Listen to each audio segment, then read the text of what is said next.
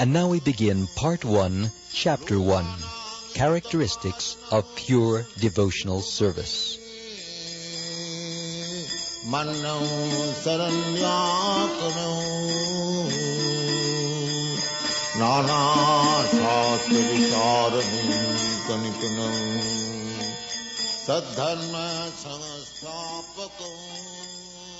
Srimad Bhagavatam, 3rd Canto, 29th chapter, verses 12 and 13, Srila Kapila Dev, while instructing his mother, has given the following characteristics of pure devotional service. Quote, "My dear mother, those who are my pure devotees and who have no desire for material benefit or philosophical speculation have their minds so much engaged in my service that they are never interested in asking me for anything except to be engaged in that service. They do not even beg to live in my abode with me." Unquote. There are 5 kinds of liberation, namely to become one with the Lord, to live with the Supreme Lord on the same planet, to have the same features as the Lord, to enjoy the same opulences as the Lord, and to live as a companion of the Lord. A devotee, what to speak of rejecting material sense gratification, does not even want any of the 5 kinds of liberation. He is satisfied simply by discharging loving service to the Lord. That is the characteristic of pure devotion. In the above statement by Kapila Dev from Srimad Bhagavatam, the actual position of a pure devotee is described, and the primary characteristics of devotional service are also defined. Further characteristics of devotional service are described by Rupa Goswami with evidences from different scriptures. He states that there are 6 characteristics of pure devotional service, which are as follows. 1. Pure devotional service brings immediate relief from all kinds of material distress. 2. Pure devotional service is the beginning of all auspiciousness. 3. Pure devotional service automatically puts one in transcendental pleasure. 4. Pure devotional service is rarely achieved. 5. Those in pure devotional service deride even the conception of liberation. 6. Pure devotional service is the only means to attract Krishna. Krishna is all-attractive, but pure devotional service attracts even him. This means that pure devotional service is even transcendently stronger than Krishna himself, because it is Krishna's internal potency.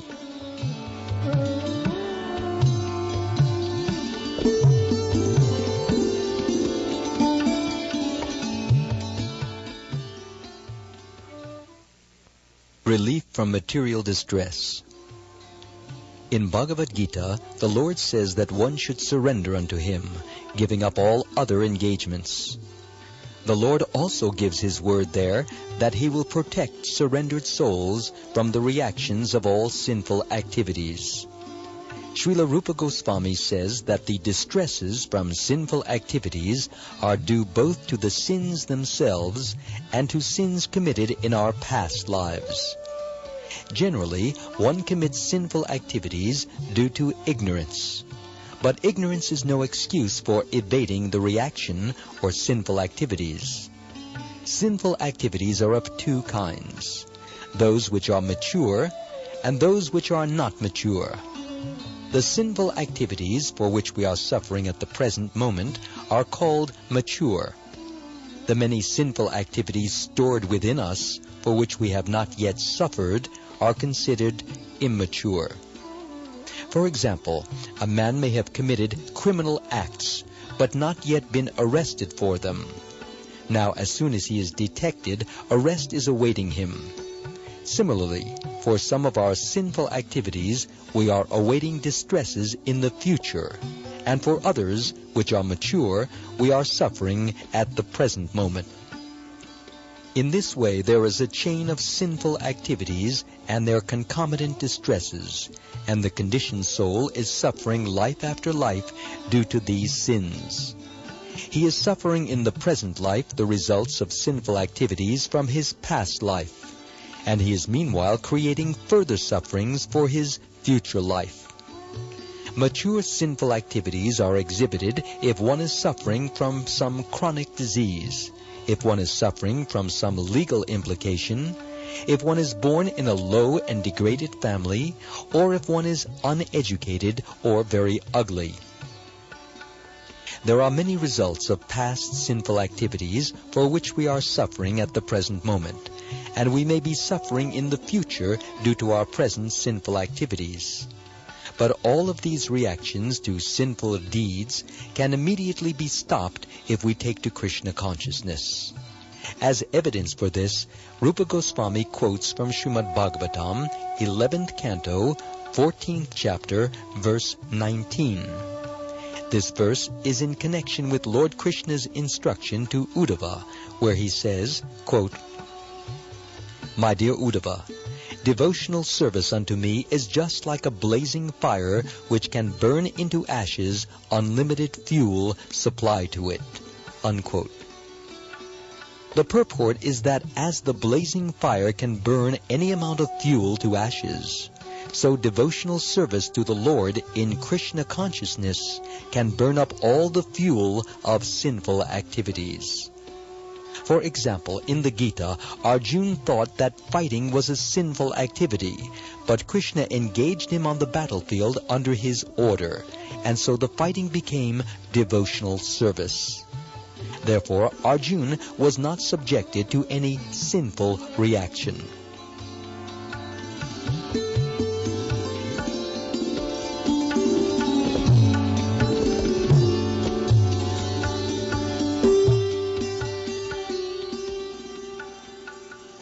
Srila Rupa Goswami quotes another verse from the 3rd canto of Srimad Bhagavatam, 33rd chapter, verse 6, in which Devahuti addresses her son Kapila Dev and says, quote, "My dear Lord, there are 9 different kinds of devotional service, beginning from hearing and chanting. Anyone who hears about your pastimes, who chants about your glories, who offers you obeisances, who thinks of you and in this way executes any of the 9 kinds of devotional service, even if he is born in a family of dog-eaters, which is the lowest grade of mankind, becomes immediately qualified to perform sacrifices." Unquote. As such, how is it possible that anyone actually engaged in devotional service in full Krishna consciousness has not become purified? It is not possible. One who is engaged in Krishna consciousness and devotional service has, without doubt, become freed from all contaminations of material, sinful activities. Devotional service, therefore, has the power to actually nullify all kinds of reactions to sinful deeds.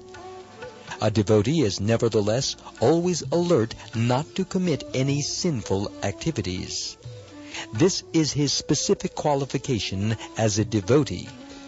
Thus, Srimad Bhagavatam states that by performing devotional service, a person who was born even in a family of dog-eaters may become eligible to take part in the performance of the ritualistic ceremonies recommended in the Vedas.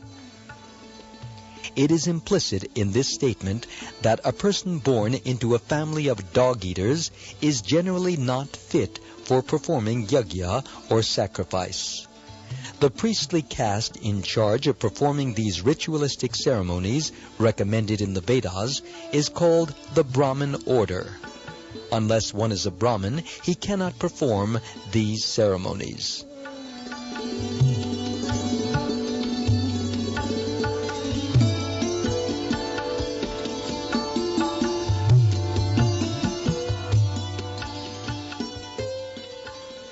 A person is born in a Brahmin family or in a family of dog-eaters due to his past activities. If a person is born in a family of dog-eaters, it means that his past activities were all sinful. But if even such a person takes to the path of devotional service and begins to chant the holy names of the Lord, Hare Krishna, Krishna Krishna, Hare Hare, Hare Rama, Rama Rama, Hare Hare, he is at once fit to perform the ritualistic ceremonies. This means that his sinful reactions have immediately become neutralized. It is stated in the Padma Purana that there are 4 kinds of effects due to sinful activities, which are listed as follows. 1. The effect which is not yet fructified. 2. The effect which is lying as seed. 3. The effect which is already mature. And 4. The effect which is almost mature. It is also stated that all these 4 effects become immediately vanquished for those who surrender unto the Supreme Personality of Godhead, Vishnu, and become engaged in his devotional service in full Krishna consciousness. Those effects described as almost mature refer to the distress from which one is suffering at present, and the effects lying as seed are in the core of the heart, where there is a certain stock of sinful desires which are like seeds. The Sanskrit word kutam means that they are almost ready to produce the seed, or the effect of the seed. An immature effect refers to the case where the seedling has not begun. From this statement of Padma Purana, it is understood that material contamination is very subtle. Its beginning, its fruition, and results, and how one suffers such results in the form of distress, are part of a great chain. When one catches some disease, it is often very difficult to ascertain the cause of the disease, where it originated, and how it is maturing. The suffering of a disease, however, does not appear all of a sudden. It actually takes time. And as in the medical field, for precaution's sake, the doctor injects a vaccination to prevent the growing of contamination, the practical injection to stop all the fructifications of the seeds of our sinful activities is simply engagement in Krishna consciousness.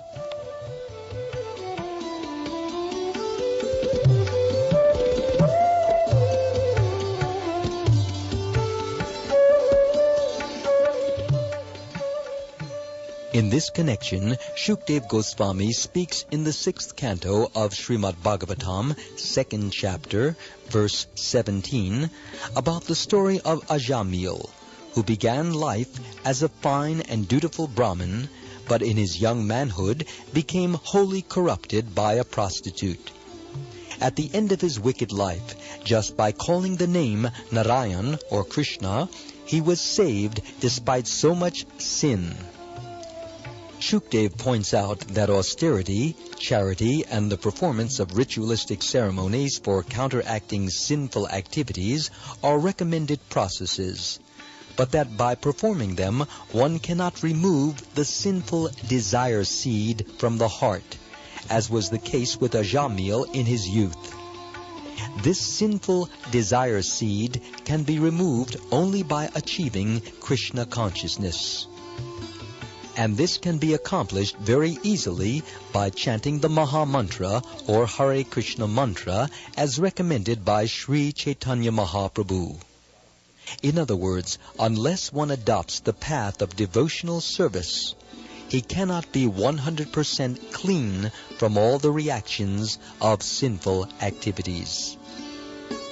By performing Vedic ritualistic activities, by giving money in charity, and by undergoing austerity, one can temporarily become free from the reactions of sinful activities. But at the next moment, he must again become engaged in sinful activities. For example, a person suffering from venereal disease on account of excessive indulgence in sex life has to undergo some severe pain in medical treatment, and he is then cured for the time being. But because he has not been able to remove the sex desire from his heart, he must again indulge in the same thing and become a victim of the same disease. So medical treatment may give temporary relief from the distress of such venereal disease, but unless one is trained to understand that sex life is abominable, it is impossible to be saved from such repeated distress. Similarly, the ritualistic performances, charity, and austerity, which are recommended in the Vedas, may temporarily stop one from acting in sinful ways, but as long as the heart is not clear, one will have to repeat sinful activities again and again. Another example given in Srimad Bhagavatam concerns the elephant who enters into a lake and takes a bath very seriously, cleansing his body thoroughly. Then, as soon as he comes onto the shore, he again takes some dust from the earth and throws it over his body. Similarly, a person who is not trained in Krishna consciousness cannot become completely free from the desire for sinful activities. Neither the yoga process, nor philosophical speculations, nor fruitive activities can save one from the seeds of sinful desires. Only by being engaged in devotional service can this be done.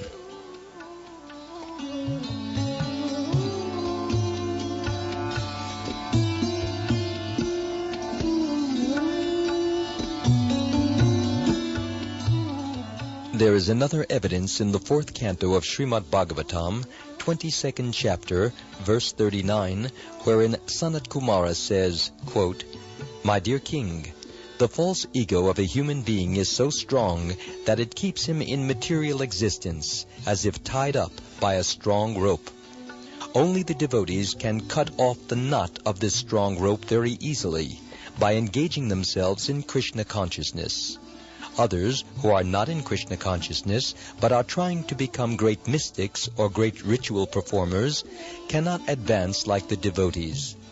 Therefore, it is the duty of everyone to engage himself in the activities of Krishna consciousness in order to be freed from the tight knot of false ego and engagement in material activities."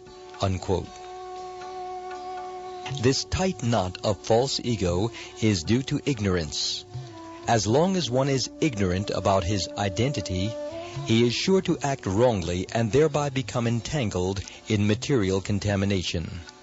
This ignorance of factual knowledge can also be dissipated by Krishna consciousness, as is confirmed in the Padma Purana as follows, quote, "Pure devotional service in Krishna consciousness is the highest enlightenment, and when such enlightenment is there, it is just like a blazing forest fire, killing all the inauspicious snakes of desire." Unquote. The example is being given in this connection that when there is a forest fire, the extensive blazing automatically kills all the snakes in the forest. There are many, many snakes on the ground of the forest, and when a fire takes place, it burns the dried foliage, and the snakes are immediately attacked. Animals who have 4 legs can flee from the fire, or can at least try to flee, but the snakes are immediately killed. Similarly, the blazing fire of Krishna consciousness is so strong that the snakes of ignorance are immediately killed.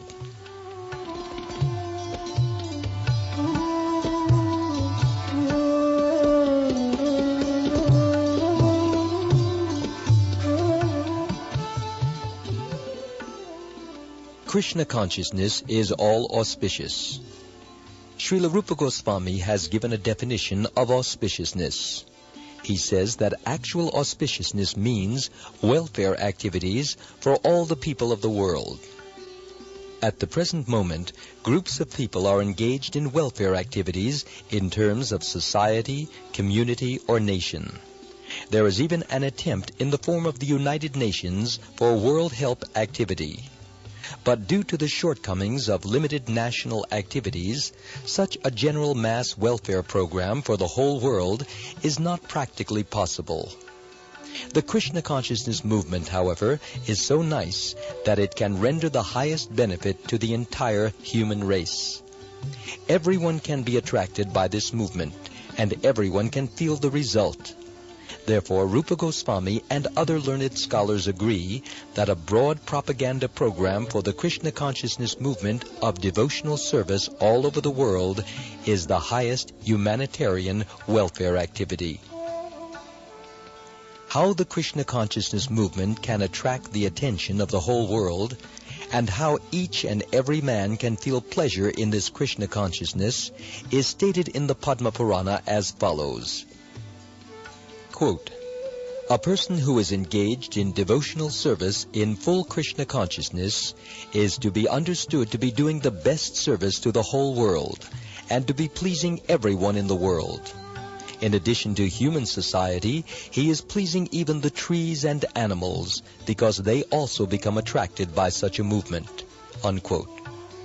A practical example of this was shown by Lord Chaitanya when he was traveling through the forests of Jharkhand in central India for spreading his Sankirtan movement.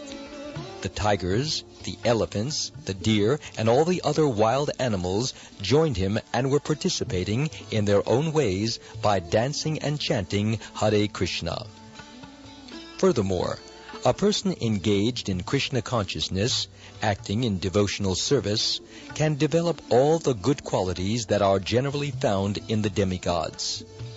It is said by Shukdev Goswami in the 5th canto of Srimad Bhagavatam, 18th chapter, verse 12, quote, "My dear king, persons who have unflinching faith in Krishna and are without any duplicity can develop all the good qualities of the demigods.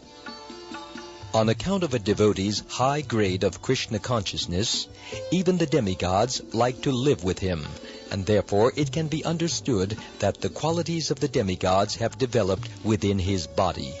Unquote.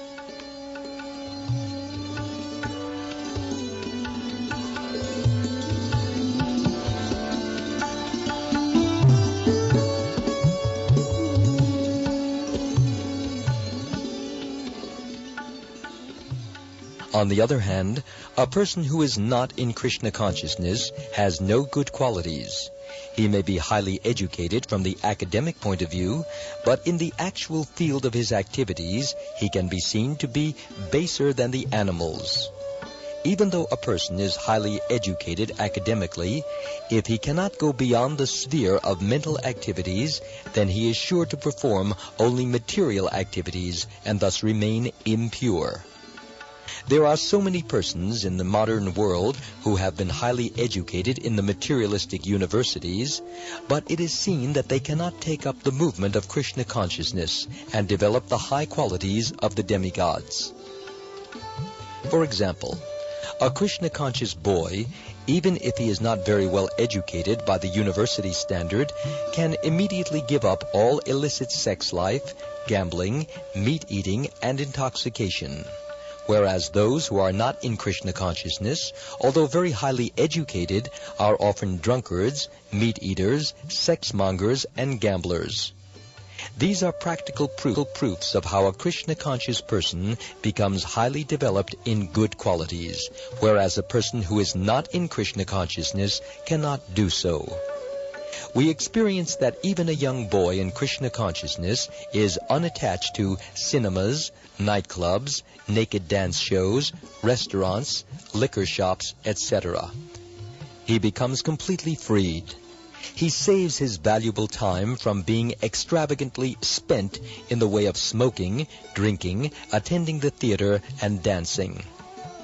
One who is not in Krishna consciousness usually cannot sit silently even for half an hour. The yoga system teaches that if you become silent, you will realize that you are God. This system may be all right for materialistic persons, but how long will they be able to keep themselves silent? Artificially, they may sit down for so-called meditation, but immediately after their yogic performance, they will engage themselves again in such activities as illicit sex life, gambling, meat eating, and many other nonsensical things. But a Krishna-conscious person gradually elevates himself without endeavoring for this so-called silent meditation. Simply because he is engaged in Krishna consciousness, he automatically gives up all this nonsense and develops a high character. One develops the highest character by becoming a pure devotee of Krishna. The conclusion is that no one can truly have any good qualities if he is lacking Krishna consciousness.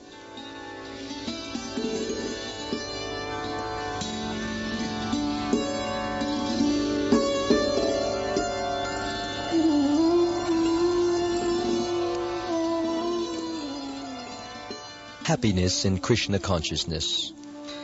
Srila Rupa Goswami has analyzed the different sources of happiness. He has divided happiness into 3 categories, which are 1. Happiness derived from material enjoyment, 2. Happiness derived by identifying oneself with the Supreme Brahman, and 3. Happiness derived from Krishna consciousness. In the Tantra Shastra, Lord Shiva speaks to his wife, Sati, in this way, quote, "My dear wife, a person who has surrendered himself at the lotus feet of Govinda, and who has thus developed pure Krishna consciousness, can be very easily awarded all the perfections desired by the impersonalists. And beyond this, he can enjoy the happiness achieved by the pure devotees." Unquote. Happiness derived from pure devotional service is the highest because it is eternal.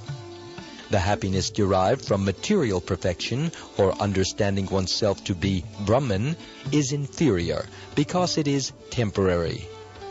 There is no preventing one's falling down from material happiness, and there is even every chance of falling down from the spiritual happiness derived out of identifying oneself with the impersonal Brahman.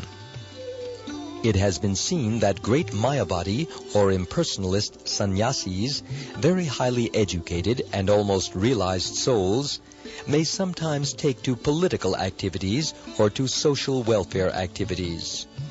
The reason is that they actually do not derive any ultimate transcendental happiness in the impersonal understanding, and therefore must come down to the material platform and take to such mundane affairs. There are many instances, especially in India, where these Mayavadi sannyasis descend to the material platform again. But a person who is fully in Krishna consciousness will never return to any sort of material platform. However alluring and attracting they may be, he always knows that no material welfare activities can compare to the spiritual activity of Krishna consciousness.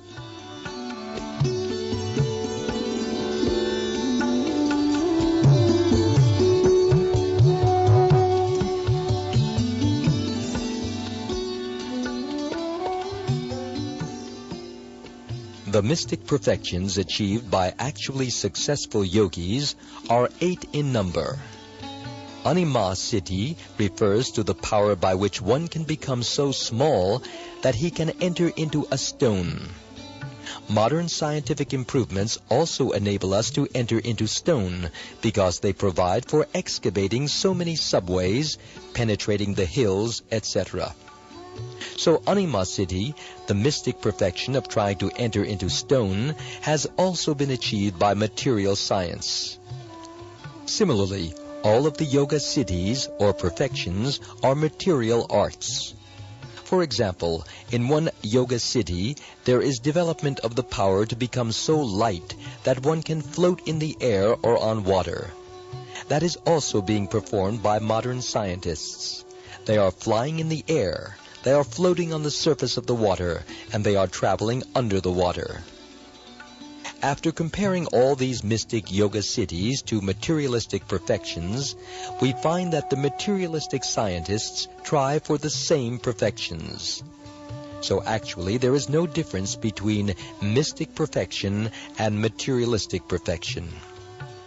A German scholar once said that the so-called yoga perfections had already been achieved by the modern scientists, and so he was not concerned with them. He intelligently went to India to learn how he could understand his eternal relationship with the Supreme Lord by means of bhakti yoga or devotional service. Of course, in the categories of mystic perfection, there are certain processes which the material scientists have not yet been able to develop. For instance, a mystic yogi can enter into the sun planet simply by using the rays of the sunshine. This perfection is called lagima. Similarly, a yogi can touch the moon with his finger. Though the modern astronauts go to the moon with the help of spaceships, they undergo many difficulties, whereas a person with mystic perfection can extend his hand and touch the moon with his finger. This siddhi is called prapti, or acquisition. With this prapti siddhi, not only can the perfect mystic yogi touch the moon planet, but he can extend his hand anywhere and take whatever he likes. He may be sitting thousands of miles away from a certain place, and if he likes, he can take fruit from a garden there. This is prapti siddhi.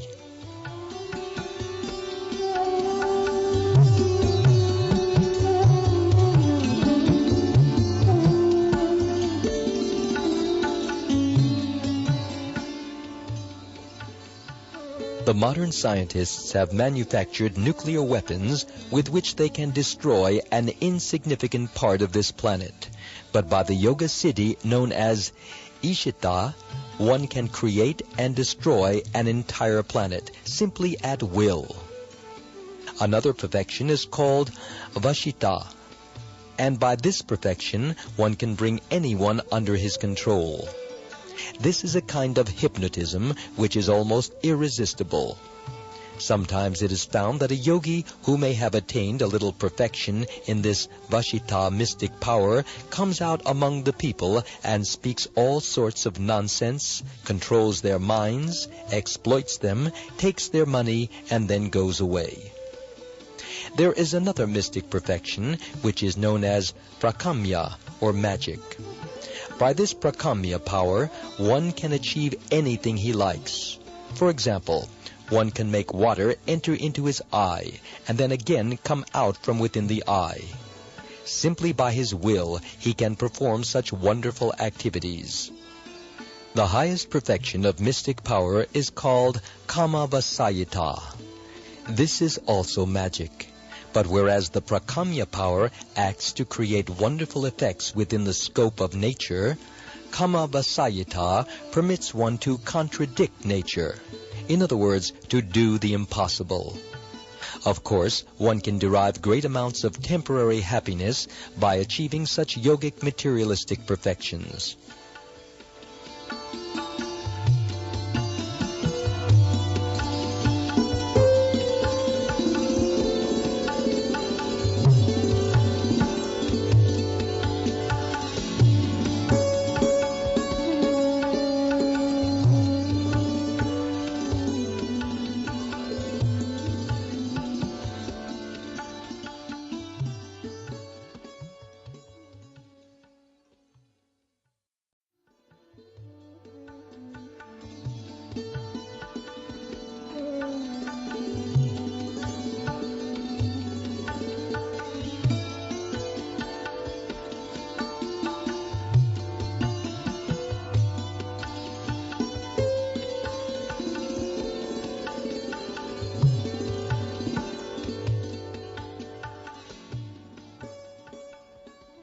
Foolishly, people who are enamored of the glimmer of modern materialistic advancement are thinking that the Krishna consciousness movement is for less intelligent men.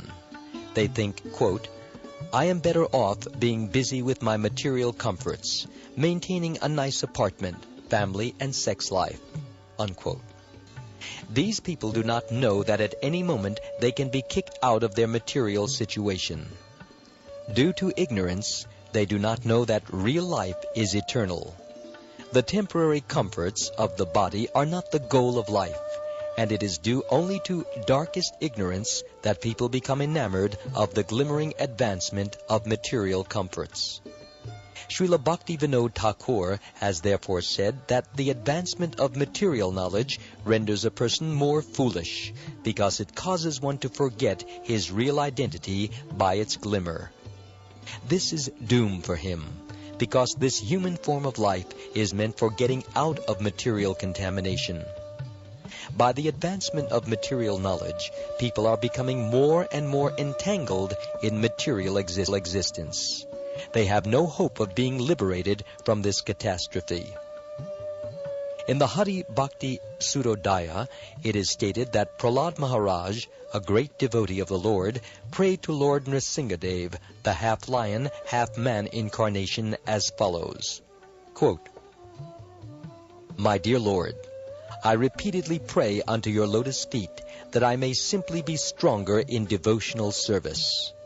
I simply pray that my Krishna consciousness may be more strong and steady, because happiness derived out of Krishna consciousness and devotional service is so powerful that with it one can have all the other perfections of religiousness, economic development, sense gratification, and even the attainment of liberation from material existence." Unquote.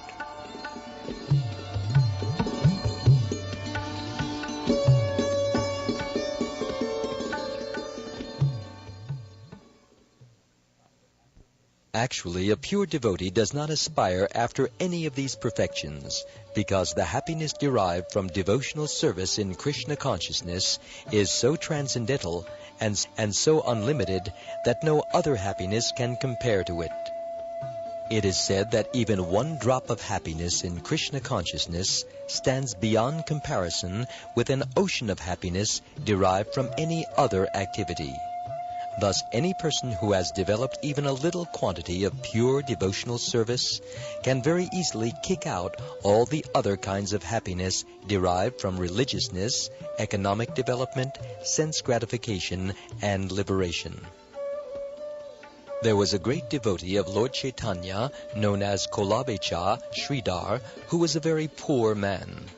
He was doing a small business selling cups made from the leaves of plantain trees, and his income was almost nothing. Still, he was spending 50% of his small income on the worship of the Ganges, and with the other 50% he was somehow living. Lord Chaitanya once revealed himself to this confidential devotee, Kolabecha Sridhar, and offered him any opulence he liked. But Sridhar informed the Lord that he did not want any material opulence. He was quite happy in his present position, and wanted only to gain unflinching faith and devotion unto the lotus feet of Lord Chaitanya. That is the position of pure devotees. If they can be engaged 24 hours each day in devotional service, they do not want anything else, not even the happiness of liberation or of becoming one with the Supreme. In the Narada Pancharatra, it is also said that any person who has developed even a small amount of devotional service doesn't care a fig for any kind of happiness derived from religiousness, economic development, sense gratification, or the 5 kinds of liberation. Any kind of happiness derived from religiousness, economic development, liberation, or sense gratification cannot even dare to enter into the heart of a pure devotee. It is stated that as the personal attendants and maidservants of a queen follow the queen with all respect and obeisances, similarly the joys of religiousness, economic development, sense gratification, and liberation follow the devotional service of the Lord. In other words, a pure devotee does not lack any kind of happiness derived from any source. He does not want anything but service to Krishna. But even if he should have another desire, the Lord fulfills this desire without the devotee's asking.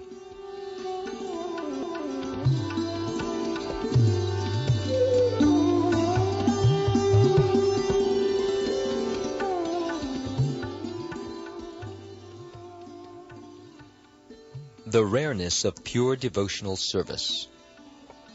In the preliminary phase of spiritual life, there are different kinds of austerities, penances, and similar processes for attaining self-realization. However, even if an executor of these processes is without any material desire, he still cannot achieve devotional service. And aspiring by oneself alone to achieve devotional service is also not very hopeful, because Krishna does not agree to award devotional service to merely anyone. Krishna can easily offer a person material happiness or even liberation, but he does not agree very easily to award a person engagement in his devotional service. Devotional service can in fact be attained only through the mercy of a pure devotee. In the Caitanya Caritamrta, Madhya Lila, chapter 19, verse 151, it is said, quote, "By the mercy of the spiritual master, who is a pure devotee, and by the mercy of Krishna, one can achieve the platform of devotional service. There is no other way." Unquote. The rarity of devotional service is also confirmed in the Tantra Shastra, where Lord Shiva says to Sati, quote, "My dear Sati, if one is a very fine philosopher, analyzing the different processes of knowledge, he can achieve liberation from the material entanglement. By performance of the ritualistic sacrifices recommended in the Vedas, one can be elevated to the platform of pious activities, and thereby enjoy the material comforts of life to the fullest extent. But all such endeavors can hardly offer anyone devotional service to the Lord, not even if one tries for it by such processes for many, many thousands of births." Unquote. In Srimad Bhagavatam, it is also confirmed by Prahlad Maharaj that merely by personal efforts or by the instructions of higher authorities, one cannot attain to the stage of devotional service. One must become blessed by the dust of the lotus feet of a pure devotee, who is completely freed from the contamination of material desires. In the 5th canto of Srimad Bhagavatam, 6th chapter, verse 18, Narrated also says to Yudhishthira, quote, "My dear king, it is Lord Krishna, known as Mukunda, who is the eternal protector of the Pandavas and the Yadus. He is also your spiritual master and instructor in every respect. He is the only worshipable God for you.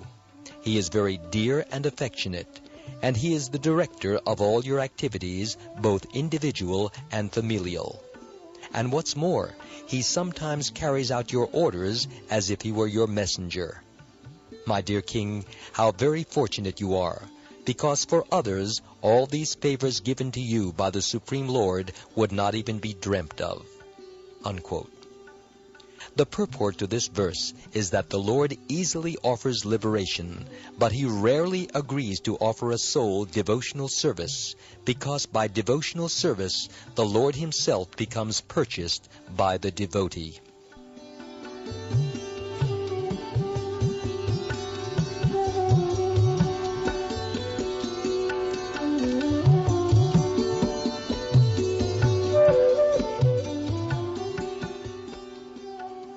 The happiness of becoming one with the Supreme. Srila Rupa Goswami says that if Brahmananda, or the happiness of becoming one with the Supreme, is multiplied by 1 trillion-fold, it still cannot compare to an atomic fraction of the happiness derived from the ocean of devotional service. In the Hari Bhakti Sudodaya, Prahlad Maharaj, while satisfying Lord Nrsingadev by his prayers, says, quote, "My dear Lord of the universe, I am feeling transcendental pleasure in your presence, and have become merged in the ocean of happiness. I now consider the happiness of Brahmananda to be no more than the water in the impression left by a cow's hoof in the earth, compared to this ocean of bliss." Unquote. Similarly, it is confirmed in the Bhavarta Deepika, Sridhar Swami's commentary on the Srimad Bhagavatam, quote, "My dear Lord, Some of the fortunate persons who are swimming in the ocean of your nectar of devotion, and who are relishing the nectar of the narration of your pastimes, certainly know ecstasies which immediately minimize the value of the happiness derived from religiousness, economic development, sense gratification, and liberation. Such a transcendental devotee regards any kind of happiness other than devotional service as no better than straw in the street." Unquote.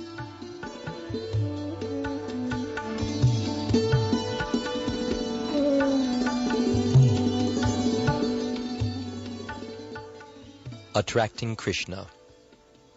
Srila Rupa Goswami has stated that devotional service attracts even Krishna. Krishna attracts everyone, but devotional service attracts Krishna. The symbol of devotional service in the highest degree is Radharani. Krishna is called Madan Mohan, which means that he is so attractive that he can defeat the attraction of thousands of cupids. But Radharani is still more attractive, for she can even attract Krishna. Therefore, devotees call her Madan Mohan Mohani, the attractor of Cupid. To perform devotional service means to follow in the footsteps of Radharani, and devotees in Vrindavan put themselves under the care of Radharani in order to achieve perfection in their devotional service. In other words, devotional service is not an activity of the material world. It is directly under the control of Radharani. In Bhagavad Gita, it is confirmed that the Mahatmas, or great souls, are under the protection of Devi Prakriti, the internal energy, or Radharani. So, being directly under the control of the internal potency of Krishna, devotional service attracts even Krishna himself. This fact is corroborated by Krishna in the 11th canto of Srimad Bhagavatam, 14th chapter, verse 20, where he says, quote, "My dear Uddhava, you may know it from me that the attraction I feel for devotional service rendered by my devotees is not to be attained even by the performance of mystic yoga, philosophical speculation, ritualistic sacrifices, the study of Vedanta, the practice of severe austerities, or the giving of everything in charity. These are, of course, very nice activities, but they are not as attractive to me as the transcendental loving service rendered by my devotees." Unquote.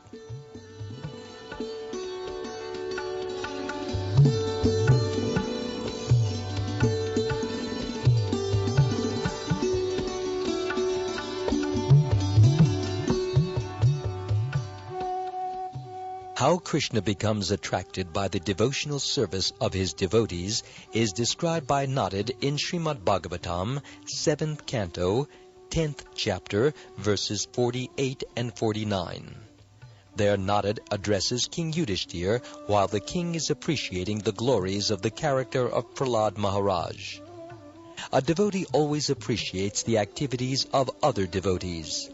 Yudhishthira Maharaj was appreciating the qualities of Prahlad, and that is one symptom of a pure devotee. A pure devotee never thinks of himself as great. He always thinks that other devotees are greater than himself.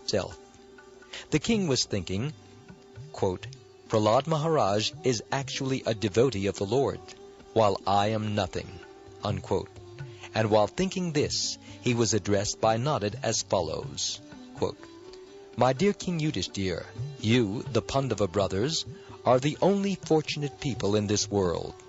The Supreme Personality of Godhead has appeared on this planet and is presenting himself to you as an ordinary human being.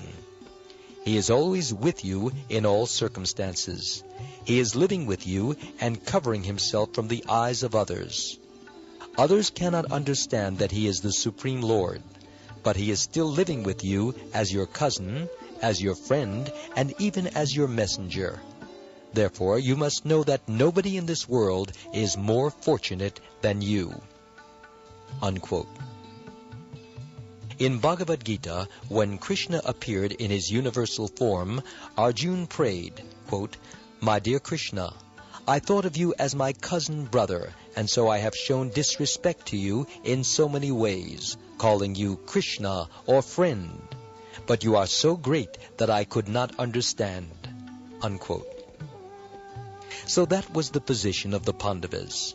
Although Krishna is the Supreme Personality of Godhead, the greatest among all greats, he remained with those royal brothers, being attracted by their devotion, by their friendship, and by their love. That is the proof of how great this process of devotional service is. It can attract even the Supreme Personality of Godhead. God is great, but devotional service is greater than God because it attracts Him. People who are not in devotional service can never understand what great value there is in rendering service to the Lord.